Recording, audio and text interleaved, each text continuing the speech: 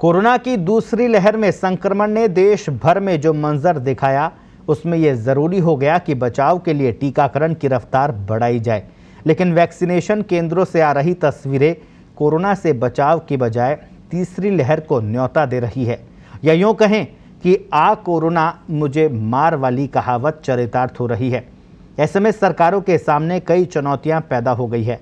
टीकाकरण केंद्रों और दूसरे सार्वजनिक स्थलों पर भीड़ को जमा होने से आखिर कैसे रोका जाए, ये एक बड़ा सवाल है। क्या चिकित्सा केंद्रों के साथ साथ लोगों के घर के पास ही शिक्षण संस्थाओं के खाली पड़े परिसर या सामुदायिक केंद्रों में टीकाकरण केंद्र बनाए जा सकते हैं? और सवाल ये भी कि निःशक्त और बुजुर्गों को उनके घर पर ही टीका लगाने का क्यों नहीं किया जा सकता इंतजाम? देखिए ये खास रिपोर्ट।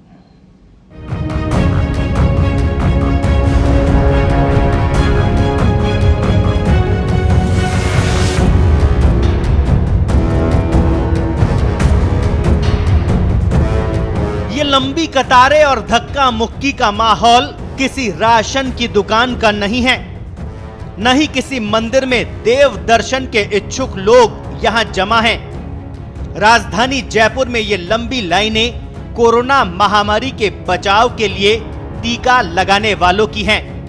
जी हां, कोरोना से जंग जीतने में भले ही मास्क लगाने और सोशल डिस्टेंसिंग रखने पर जोर दिया जा रहा हो, लेकिन यहां तो हालात बिल्कुल उलट दिख रहे हैं।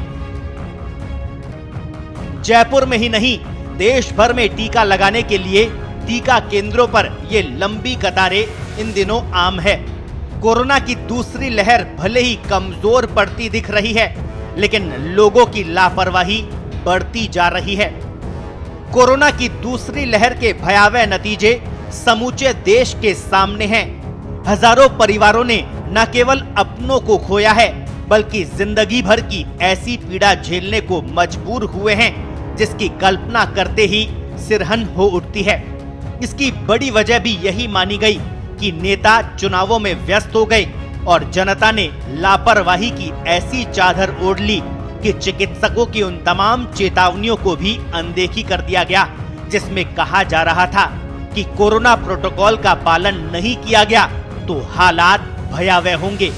कोरोना वैक्सीन आने से भले ही महामारी से निजात पाने की उम्मीदों को पंख लगे हों, लेकिन वैक्सीन को लेकर मारामारी से लगता है कि लापरवाही का यही आलम रहा तो संक्रमण के प्रसार का खतरा फिर बढ़ जाएगा।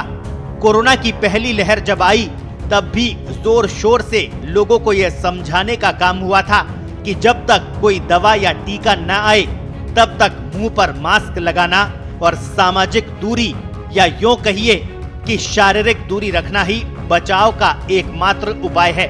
पहली लहर के दौर में हमने लंबा लॉकडाउन झेलकर भी महामारी को भयावह नहीं होने दिया, लेकिन पहली लहर का असर कम होते होते लोगों ने समझ लिया कि जैसे अब कोरोना विदा हो गया है। कोरोना संक्रमण के कम होते मामले भले ही ये उम्मीद जगा रहे हो कि कोरोना की दूसरी लहर जल्द खत्म हो जाएगी, लेकिन विशेषज्ञ तो तीसरी और चौथी लहर तक की चेतावनी दे रहे हैं। सख्त लॉकडाउन के दौर में एक तरफ सड़कों पर सन्नाटा पसरा था, तो अनलॉक में टीकाकरण केंद्रों पर उमड़ती ये भीड़ कोरोना का खतरा बढ़ाने की ओर संकेत करती है। वजह भी साफ है, टीकाकरण केंद्रों पर टीकों की उपलब्धता एक अनार 100 बीमार की तरह हो गई है। कहीं टीका खत्म न हो जाए, इसी डर से ये भीड़ उमड़ रही है। चिंता की बात यह है कि यहाँ जमा होने वाले कुछ लोग मास्क तो लगा रहे हैं, लेकिन शारीरिक दूरी तो न के बराबर है। हाल ही जारी एक रिसर्च के नतीजों में कहा गया है कि यदि एक संक्रमित व्यक्ति शारीरिक दूरी का पालन नहीं करता है, तो वो एक महीने में 406 व्यक्तियों को संक्रमित कर सकता है। इसी तरह यदि कोई संक्रमित और गैर संक्रमित व्यक्ति मास्क नहीं पहनता है, तो संक्रमण के फैलने की 90% आशंका है। लेकिन यदि शारीरिक दूरी का पालन किया जाए और मास्क भी पहने, तो संक्रमण का जोखिम ना के बराबर है। इस रिसर्च के अनुसार भारत में 50% लोग अभी भी मास्क नहीं पहनते हैं। जो लोग मास्क पहनते भी हैं, उनमें से 64% अपनी नाक को ठीक से कवर नहीं करते हैं। दार्शनिक अंदाज में ये कहा जा सकता है कि मुसीबतों का क्या है, ये तो आती जाती रहती है।